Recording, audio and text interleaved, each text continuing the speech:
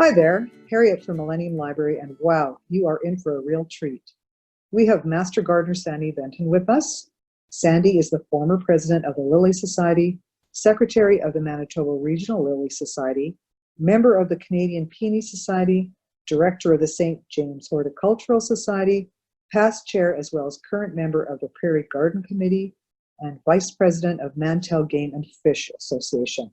So as you can see, she is very, very involved in many things. She will be talking to you about peonies and will also show you some absolutely incredible pictures. Just to keep you in the loop, I'd like to mention that we have a number of gardening resources as well as information for the beginner to the expert gardener. This includes print resources as well as our RB Digital and Overdrive services for ebooks and e-audiobooks, and gardening e-magazines such as Backyard and Garden Design Ideas, ABC Organic Gardener Magazine, Gardener's World, Grow to Eat, and more. Browse and download ebooks and e-magazines using your Winnipeg Public Library card at winnipeg.ca/library. We also have a gardening info guide that contains links, book suggestions, ongoing food, harvesting, challenges you might face, greening your space, and so much more. A variety of different types of information and resources. Click on info guides on our website to find this and our other helpful guides. Hi, my name is Sandra Venton, and I love peonies. And I'd like to speak about peonies to you today. There's three specific types of peonies. There's the species peonies, there's the hybrids, which are formed from crossing the different species together, and there are the tree peonies. And I've got pictures to show you of all of them.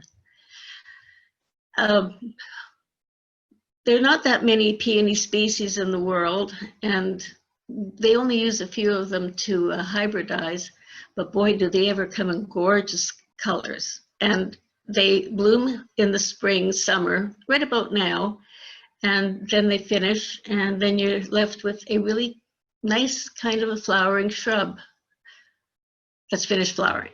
Okay, here we go. This is Peony animala. These are the species peonies. I'm not going to talk about all of them, just some of them, because not all of them have been used in hybridization. This is one that grows in my garden. It's called Moloko-sawicii, and they commonly refer to it affectionately as Molly the Witch, because a lot of people can't pronounce that. It was named after a person whose name was Moloko-sawicii.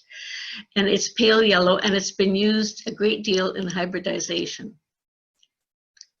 And this is another species, Peony delavii, and it's also been used in hybridization. And it comes in varying colors. Species are not necessarily the same all over the place. There's variations in species. This particular one is dark red. There's some that are kind of an orangey red, and some are burnt brown color, whatever. Anyway. This is one that's also been used in hybridization, not as much as the other two. This one as well, Mascula, obovata, Clusii, lutea. Now this one is very important because it brought the yellow into a lot of the tree peonies. It is a tree peony, and when it was hybridized, and also to the Ito peonies, and I'll talk about those later. And this is Mutangansu, and all that really means is tree peony. It is variations of it. Here it's white with dark purple flares.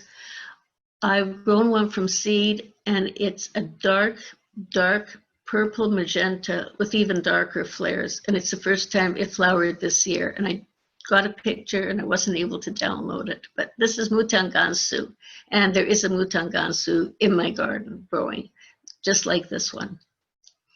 This is Peregrina, and it's from Europe, Spain, that area, and it's also been used in hybridization, as is this one, Veitchii.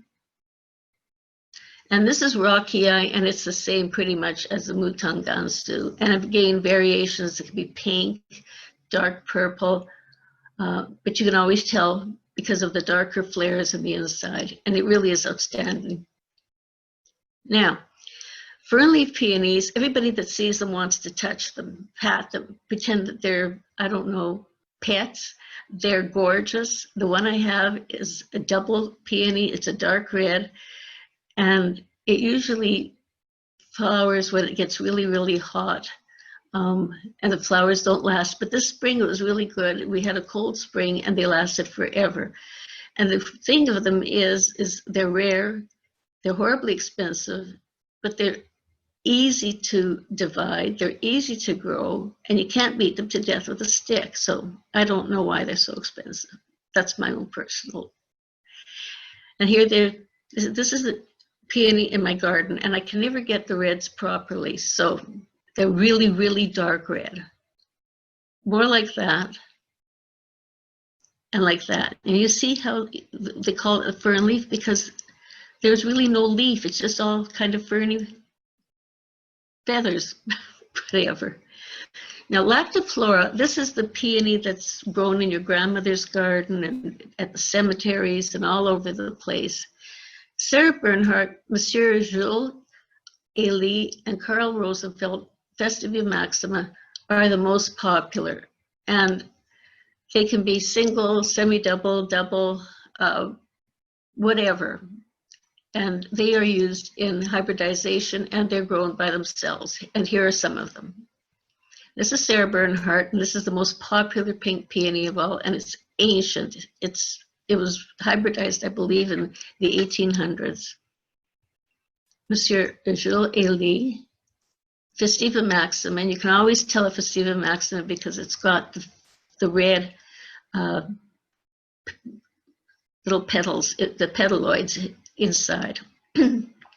Carl Rosenfeld. Now there's a peony called Firelight, and it is a quadruple hybrid, and that's not very common. Apparently, Professor Sanders worked with a lot of different hybrids, and this one is pretty outstanding. Take a look. This picture was taken when it first opened. Nice pink, darker flares. A few days later, it was a pale pink with still the flares. And just before it decided to finish flowering, there it is, and it's almost white, still with the flares. And that's Firelight. Now, there are different types, I should say, forms of flowers. There's the single, the semi-double, the Japanese, the anemone, the double, and the bomb.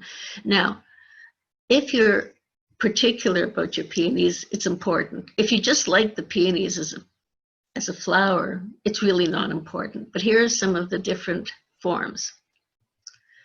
And the single consists of rows of 2 petals between 5 and 10 petals in total. And you can see the pollen-bearing stamens in them. This is Dakota, Sword Dance. This one is particularly outstanding because of the contrast between the center and the collar. That's what they call the outside, is the collar. The Scarlet O'Hara, Crinkled White, Topeka Garnet. This one is in my garden, and it is really outstanding. Seashell. You can see the center. When you can see the center like that, it's pretty much a single. Early Scout. Now, Scout is a cross between, if I'm not mistaken, a fern leaf and a lactiflora. Claire de Lune, Coral and Gold, and the semi-double with 2, 3 or more rows of petals, and then the stamens, which is the yellow things that stick out, are mixed in with the petaloids, and this is what they look like. Miss America, see, it's got the extra row of petals. Mackinac Grand, this is really a beautiful, almost a fluorescent orange. August Dessert, Buckeye Bell, Paula Fay. Most of these are growing in my garden. Most of these pictures have been taken in my garden. Dandy Dan, this one, honestly, I can't kill. I've tried to move it several times. It comes down with botrytis, which is a fungal disease. Nah, doesn't matter. Each year it comes up. Robert W. Otten, which is probably one of the darkest of the reds. And there it is in the garden. Coral Sunset. Japanese, this is a Japanese flower form. They call them the imperial peonies. And the central cluster of the stamens, which are those yellow things, have all been transformed into very slender petals called staminoids. And this is what they look like. Asani Kyuti, and Dragon's Nest, Hot Chocolate. I really wanted this one. I had to search high and low to get it, and I finally got it, and it finally opened last year. And I couldn't believe how dark it was. It's even darker than this picture. It's almost black. Do tell. Glowing candles. You see that little fluff of petaloids in the center. Madam Butterfly. Honey Gold. Mikado. And the anemone flower form, they consider it a part of the Japanese type, but the staminoids are even thinner. So they're now called petaloids, and this is what they look like. There, Apiary, Bowl of Beauty, Fancy Nancy, I love that name, Whitecap. Everybody who sees this in my garden has to stop and say, what is it and where can I get it? And I actually had to hack off a piece to give to a friend because she nagged me really nagged. And this is what it looked like in the garden. Petticoat Flounce. This one has also, you see the little petaloids in the center. Laura Dessert, Butter Bowl, Primavera, Showgirl, and then the doubles. And these are the big, huge ones. And these are the ones that when it gets wet, when it starts raining and windy, they turn into just bedraggled pieces of wet Kleenex, which is really too bad because they are absolutely gorgeous. Ruth Clay, Justine Gowdy. That's an old one, but people still stop and look at it in the garden. Pastel Elegance. Pastel Elegance is probably one of the most expensive peonies on the market. It sells for hundreds of dollars. It's simply a herbaceous peony. There's nothing special about it, but it's really, really rare. One of these days I'm going to get my mitts on it, probably when my husband isn't looking. Henry Boxdoss, the Baroness of Schrader, and Gold Mine, which is also known as Gold Wheel. Now this one also is a really expensive one, and I did get my mitts on it. It's probably one of the only true yellow peonies, and even when it emerges from the soil in the spring, instead of a dark green or a dark red leaf, it's a celery green. It's really, really a yellow green. It's really impressive. Takes forever to get going though. Elsa Sass, Pillow Talk, Solange, Kansas. You can see that these are all doubled with tons and tons of petals, thick Shayla, and the Bomb. And this one is one of my favorites because it looks like the dessert, which is kind of a bomb shape in the center, and it's got a row of guard petals. Take a look. Red Charm, Top Brass, Eliza Lundy. She's growing in my garden and flowering right now. That's not even the proper red. She is crimson and gorgeous and short, which is really nice because then you put them in front of the border rather than in the back. Raspberry Sundae, Angel Cheeks. Angel Cheeks now is flowering in my garden, and it does. It looks like a dessert. There it is. It looks even nicer, actually.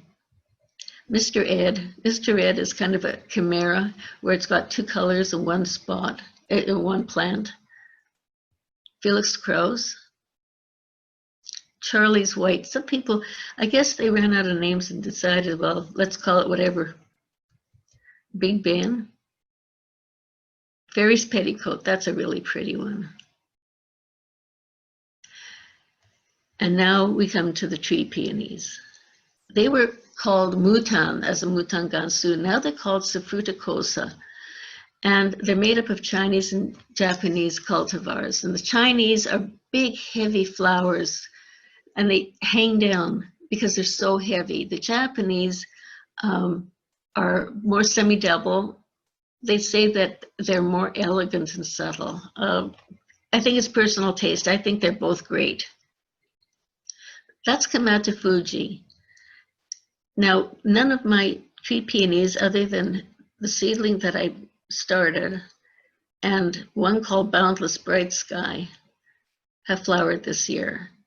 None of them, not one of the rest has. I think they take a year off just because it takes so much out of them to flower. I don't know. This is Kamata Fuji. Wu Long Pen Sheng. Actually, you have to practically speak Chinese to pronounce some of these names. Hana Kisoi. This was my oldest one. It's probably about 15 years old, and this is the first year it hasn't bloomed. And the tree itself is not really a tree. It's more of a shrub, and it stands about 4 feet tall. There it is in the garden. It was absolutely gorgeous. But Mikawayama, and there it is in the garden. Shimajayan, that I had it. It bloomed, it stayed for a few years, and then for some reason it just didn't come up the next year. It's a dark purple. Tayo. Yoshinogawa. I really wanted this one. I had to have it. I finally got it. And it flowered for 2 years, and it hasn't flowered this year. But really, it's awfully pretty. Pale, pale, pale pink. Hauki and Huki. Would you believe those are 2 different names, 2 different plants? Renkaku, and that means flight of cranes, and honestly, it kind of does look like one. It's absolutely white, and it's gorgeous. These are all Japanese tree peonies. Rimpo. It's another one that I wanted, and I finally got. Boy, you have to nag and whine and look around. High Noon. Shimani Shojuraku, and it is gorgeous. For some reason, it's not looking too good this year, unfortunately. Maybe next year. I think I'll have to dig it up and see what's happening. Kukamon, dark, dark red, beauty. Feng Dan Bei. Actually, I think that Renkaku is prettier, but I put this one in because it's a little bit different. Blue Sapphire. This one is from Cricket Hill, and they're in Connecticut. And I ordered several peonies from them. 3 of them. 2 came up and flowered. 1 didn't. This is not one of them. That's Blue Sapphire in the garden. And this is my Boundless Bright Sky. I bought it. It bloomed. The doubles bloom singly at first, and then they go semi-double. So next year, I'm expecting a full double like this. You can actually see it's a Rocky Eye hybrid, and with the Rocky Eye hybrids, they have the dark, dark flares in the center, and you can practically see them way, way deep in the flower. Black Swan, that one also is in my garden, flowered last year, not this year. And this is another Rocky Eye hybrid, Lavender Lotus. And Blue Jade in 3 colors, and again, it's a Rocky Eye, and I ordered it, and I planted it, and it came up, and then it died. It really didn't do very well. I think I'll have to try it again. And there it is in the bush, on the shrub. It's Blue Jade in 3 colors.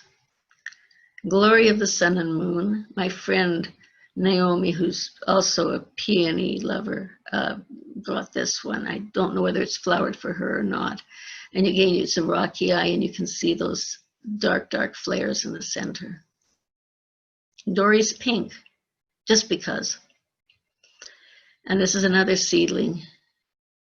When it says seedling, it doesn't mean that it's tiny or whatever. It just means that it hasn't been named. Now, this is a tree peony. Now, I took these in England, and it's a Chinese peony. Take a look at it. You see how it bends? I had to practically lie down to get a picture of it. There's another one.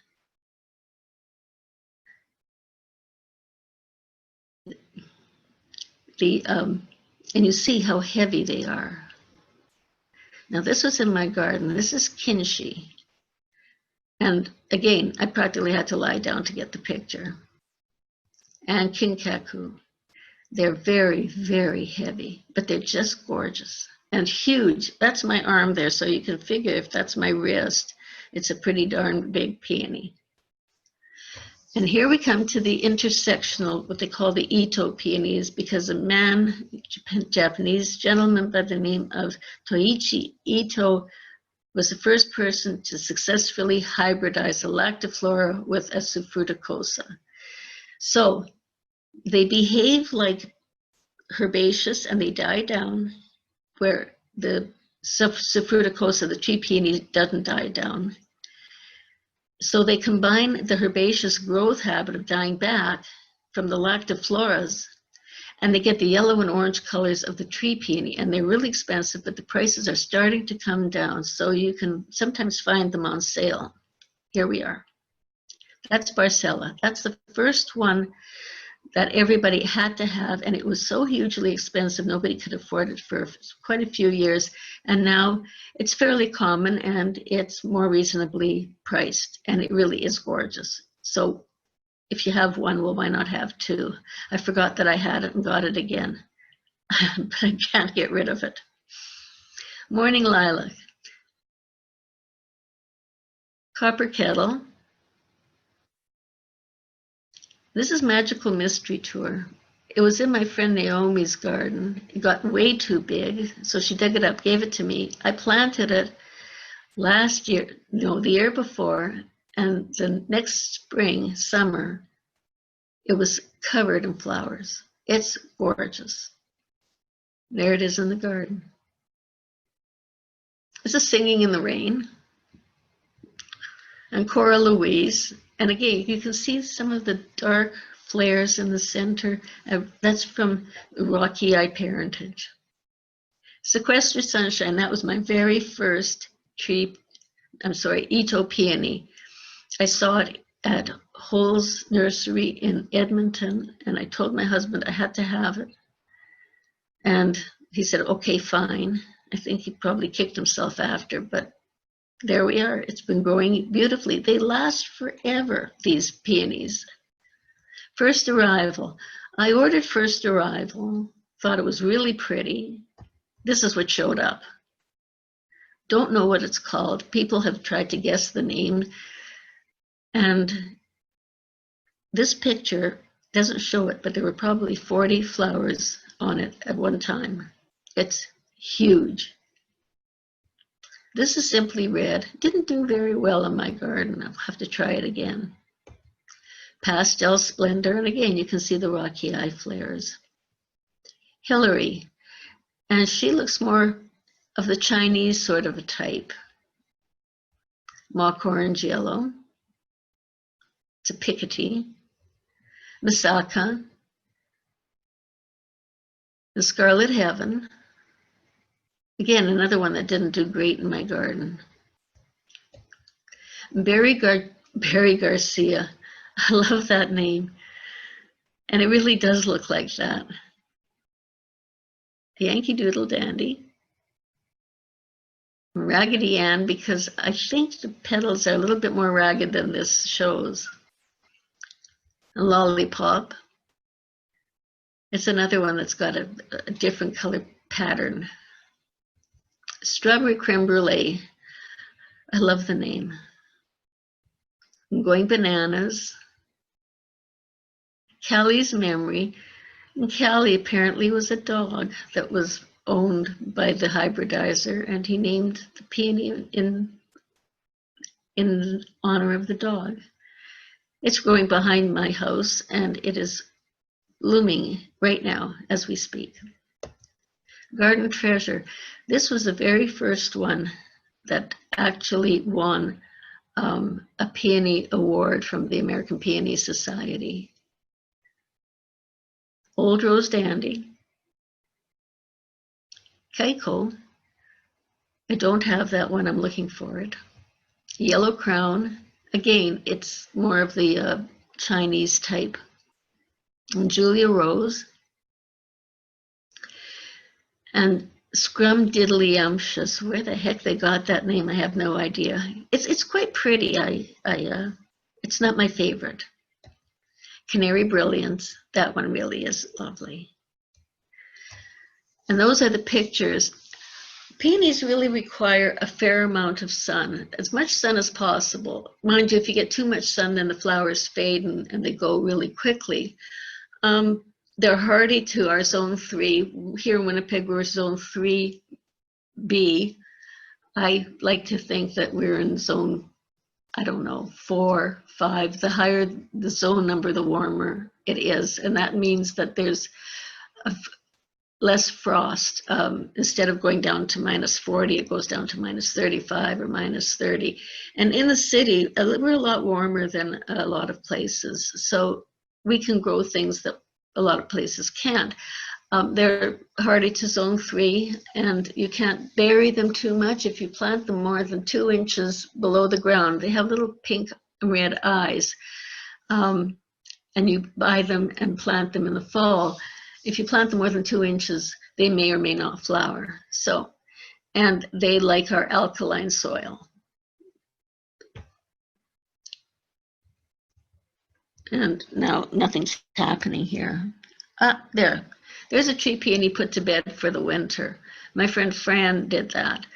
I do that for the first year or 2, and then they're on their own. And once they get acclimatized to us here in Winnipeg, it doesn't matter to them. They'll just come back the next year beautifully. So they just have to be babied. That's it, just for 2 winters. And the diseases, there's not that many diseases. There's a few fungal diseases, that botrytis, which kind of turns the leaves black. It's unsightly, but it doesn't kill the plant. And really, that's the only one that I know of. In warmer climates, there are other pathogens and fungi that will bother the peony, but here, no, we're good. And the pests, well, there's always pests. There's the aphids and the slugs. And if you see an ant on a peony bud, it's not helping the bud open. All it's doing is the ant is trying to get the nectar that the bud exudes. And that's it. That's the only reason they're there. So once the flower opens, there are generally no ants in it. And of course, if there is an ant, you can just flick it off. They don't cause any damage.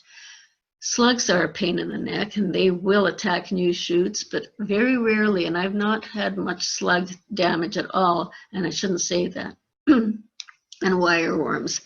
And I haven't had a problem with wireworms, but I will try those 2 tree peonies and dig them up and see, and maybe it's wireworms that are causing the problem because I can't see anything else.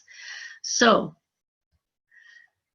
pruning herbaceous peony. Now, you can prune them in the fall if you want, after they finish flowering and before they go to bed, or you can overwinter them and not prune them back, but you can leave the botrytis spores to overwinter, and that's not good. So I usually cut mine back. Pruning tree peonies is a whole different story.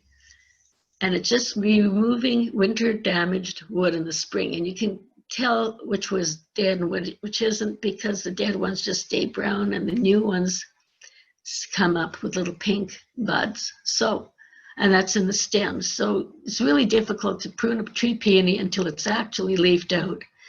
And pruning Ito peonies is different. Excuse me. They can or they cannot be pruned like a herbaceous or a tree. It's up to you. I generally prune mine back to the ground. It's not necessary to have the stems. They will form new flowers and new stems on the new shoots that emerge. And you can divide peonies. You can divide the herbaceous and the Ito peonies quite easily. Do it in the fall, but you can't divide the Japanese tree peonies very easily. It's not recommended. And why would you want to dig up something like that that's that gorgeous and mess around with it? So I don't usually divide my peonies unless it's absolutely necessary or somebody nags the heck out of me that they want a piece of it. And even then it's iffy. So my next door neighbor used to take his fern leaf peonies in the spring when you're not supposed to do anything with them.